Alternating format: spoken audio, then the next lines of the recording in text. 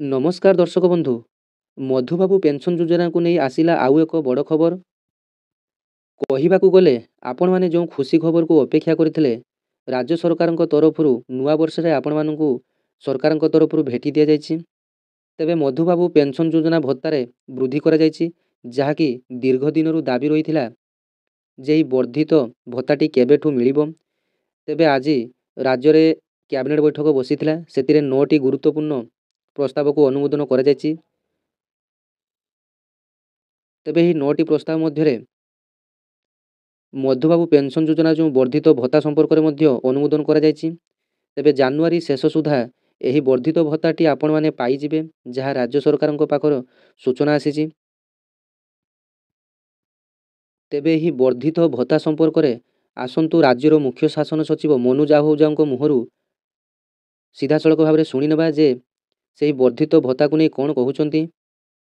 जो मैंने डिसेबल्ड भिन्नक्षम अछंती और तार डिसेबिलिटी 80% रु अधिक अच्छी किंबा तांका एज 80 एज रु अधिक अच्छी लोकं का जो वृद्ध लोक अछंती तांका बयस 80 रु ऊपर अच्छी से माने का जो भत्ता अच्छी जो 1200 टंका थिला सेटा 3500 करा जाय सुभद्रा योजना रे अच्छी जो मैंने अप्लाई करीबे मार्च 31 2025 पर्यंत से मैंने ए वर्ष रा भी टंका पाई पारिबे जेतु देरी रे करूचंती आमे जो किंतु से मैंने हकदार हेबे ए वर्ष रा भी जहाँ तांको पाइबा कथा 10,000 टंका दुईटा इंस्टॉलमेंट से मैंने पाइबे। हाँ मैंने तापरे भी जदि अप्लाई करीबे जदि तांका एप्लिकेशन प्रोसेस होबो से मैंने ए वर्ष रा भी पाई जिवे। सरकार चाहउचंती कि कई वंचित जेमती होबो नहीं जो मैंने हकदार अछंती से मैंने ए योजना रा लाभ पाई। तेबे दर्शक बंधु आपण माने सीधा सड़क शुणुथिले जे मुख्य शासन सचिव कोन कहउचंती। तेबे राज्य रे 80 वर्ष रु अधिक वृद्ध एवं वृद्धांक पई 3,500 टंका लेखाए वर्धित भत्ता राशि से पाइबे एवं राज्य रे जो भाई और भौणी माने 80% रु अधिक विकलांग बा दिव्यांग अछंती सेमाने मध्य 3,500 टंका लेखाए वर्धित भत्ता राशि पाइबे।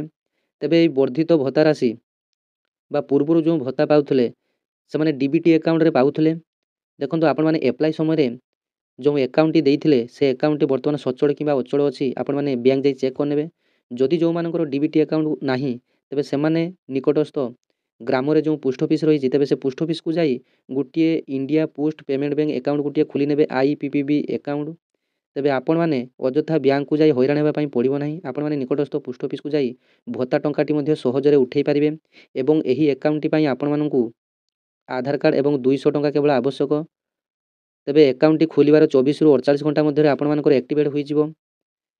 तेबे जो माने अलगा बैंक रे डीबीटी रहिछि एवं टंका मध्ये एही भत्ता टंका मध्ये पाउचंती तेबे सेमानकू कोनोसी काम करिया पई पड़िबो नाही। तेबे जो माने कोनोसी कारणरू भत्ता टंका पाउ नाहंती किंबा आपण माने एई वर्ष नुआ भाबरे अप्लाई करिसंती जो माने अप्लाई करिथिले सेमानकर लिस्ट मध्ये आसी जाइछि। आपण माने पंचायत ऑफिस को जाई भत्ता लिस्ट मध्ये देखि पारिबे जे आपण मान जो अप्लाई करथिले आपण मानकर अप्रूव होईछि कि कैंसिल होईछि आपण माने देखि पारिबे। तेबे जो माने भी अप्लाई करथिले एवं जो मानकर अप्रूव होई जाइछि सेमाने समस्त गोटे डीबीटी अकाउंट खोली नियंतु कारण सरकारଙ୍କର घोषणा अनुसार जे आपण मानकर टंकाटी डीबीटी अकाउंट को सीधा सड़क भाव में डायरेक्ट बेनिफिशियरी जो रही सरकार जो नियम रही तेबे डीबीटी माध्यम आपण मानक टंकाटी दिया जिवो। आगरु आपण मानक बाय हैंड टंकाटी दिया जाउथला आपण माने दस्तखत किंबा टिप देले आपण मानक से माने हाथ हाथी टंका दउथले तापरे सरकार तरफ सीधा सड़क आपण मानकर बैंक अकाउंट को टंकाटी पठा जाउची। तो आपण माने 60 वर्ष रु 80 वर्ष रु वृद्ध वृद्धा बैंक को जाई केमिति टंकाटी उठेई पारिबे। तेबे आपण माने निकटस्थ पोस्ट ऑफिस को जाई एही टंकाटी मध्ये उठेई पारिबे। जदि पोस्ट ऑफिस रो आपण माने एही अकाउंट टी खोली नियंती किंबा आपण मानकर जे कोनोसी बैंक रे खाता थिले मध्ये आपण माने आधार कार्ड टी केवल नै जिवे एवं पोस्ट ऑफिस रो मध्ये सेही भत्ता टंकाटी उठेई पारिबे। तेबे एही इनफॉरमेशन टी आपण मानकू केही देई नथिबे। आपण माने जनसेवा केंद्र रे जेमिति आधार कार्ड टी देखेई आपण माने टंका उठेई पारुचंती सेथिपाई आपण मानकू किछि चार्जेस देवा पई पडुची जेमिति आपण माने 1000 टंका उठेइले आपण मानकू 20 टंका किंबा 50 टंका जनसेवा केंद्र नउचंती किंतु पोस्ट ऑफिस रे आपण माने 5,000 टंका पर्यंत आपण माने एका थरे उठेई पारिबे बिना चार्जेस रे आपण मानकू टंकाटी मध्ये केही मागी पारिबे नाही। तेबे जो मानकर कोनोसी कारण पई टंका आसु नाही एई मधुबाबू पेंशन रे आगरु टंका पाउथले किंबा आउ टंका पाउ नाहंती किंबा नुआ भाव रे अप्लाई करिसंती तेबे सेमाने समस्ते ପୋଷ୍ଟ ଅଫିସର ଏହି IPPB ଆକାଉଣ୍ଟଟି ଖୋଲି ନିଅନ୍ତୁ, ଇଣ୍ଡିଆ ପୋଷ୍ଟ ପେମେଣ୍ଟ ବ୍ୟାଙ୍କ ଆକାଉଣ୍ଟଟି ଖୋଲି ନିଅନ୍ତୁ। ଦେଖିବେ ନିଶ୍ଚିନ୍ତ ଭାବରେ ଆପଣମାନଙ୍କର ଟଙ୍କା ଆସିବ। ଆପଣମାନେ ସାଙ୍ଗରେ ଆପ୍ଲାଏ କରିଥିବେ, ଅନ୍ୟମାନେ ଆପ୍ଲାଏ କରିଥିବେ ମଧ୍ୟ ଆପଣମାନେ ଦେଖିବେ, ଜଣେ ବ୍ୟାଙ୍କର ଆକାଉଣ୍ଟ ଦେଇଥିବେ ଆଉ ଜଣେ ପୋଷ୍ଟ ଅଫିସର ଆକାଉଣ୍ଟ ଦେଇଥିବେ। ଦେଖିବେ ଆପଣମାନଙ୍କର ପୋଷ୍ଟ ଅଫିସର ଆକାଉଣ୍ଟକୁ ନିହାତି ଭାବରେ ଟଙ୍କା ଆସୁଛି। ବର୍ତ୍ତମାନ ସୁଭଦ୍ରା ଯୋଜନାରେ ଯେମିତି ଏହି ପୋଷ୍ଟ ଅଫିସର ଆକାଉଣ୍ଟଟିକୁ ବର୍ତ୍ତମାନ ଟଙ୍କା ପ୍ରାୟତଃ ଯେଉଁମାନେ ଖୋଲିଛନ୍ତି ଆକାଉଣ୍ଟ ପ୍ରାୟତଃ ଟଙ୍କା ଆସିଯାଇଛି।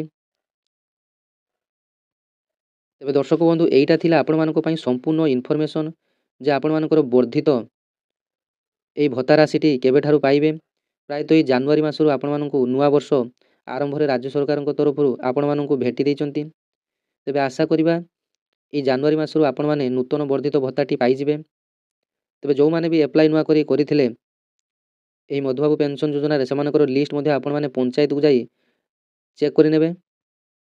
ତେବେ ରାଜ୍ୟରେ ବର୍ତ୍ତମାନ 60 ବର୍ଷରୁ ଅଧିକ ବୃଦ୍ଧ ବୃଦ୍ଧା ରହିଥିଲା ବେଳେ 80%ରୁ ଅଧିକ ବୟସ୍କ ବୃଦ୍ଧ ବୃଦ୍ଧା ଅଳ୍ପ ମାତ୍ରାରେ ରହିଛନ୍ତି। ତେବେ 60 ବର୍ଷର ଯେଉଁ ବୃଦ୍ଧ ବୃଦ୍ଧା ଅଛନ୍ତି ସେମାନଙ୍କ ପାଇଁ ମଧ୍ୟ ଏହି ଭତ୍ତା ରାଶିରେ ବୃଦ୍ଧି କଲେ ସମସ୍ତେ ଉପକୃତ ହୁଅନ୍ତେ। କାରଣ ଆପଣମାନେ ଜାଣିଥିବେ ଯେ ବର୍ତ୍ତମାନ 50 ବର୍ଷ କିମ୍ବା 60 ବର୍ଷ ହେଲା ବେଳକୁ ଆପଣମାନଙ୍କର ସ୍ୱାସ୍ଥ୍ୟ ଅବସ୍ଥା କେମିତି ରହୁଛି। ତେବେ ସରକାରଙ୍କୁ ବିନମ୍ର ଅନୁରୋଧ ଯେ 60 ବର୍ଷରୁ ଅଧିକ ଯେଉଁ ବୃଦ୍ଧ ଏବଂ ବୃଦ୍ଧା ଅଛନ୍ତି ସେମାନଙ୍କ ପାଇଁ ମଧ୍ୟ ଏହି ଭତ୍ତା ରାଶିରେ ବୃଦ୍ଧି କରାଯାଉ। ତେବେ 80 ବର୍ଷରୁ ବୃଦ୍ଧ ବୃଦ୍ଧା ଏବଂ 80%ରୁ ଅଧିକ ବିକଳାଙ୍ଗ ଥିବା ସେମାନଙ୍କ ପାଇଁ ଖୁସିର ଖବର।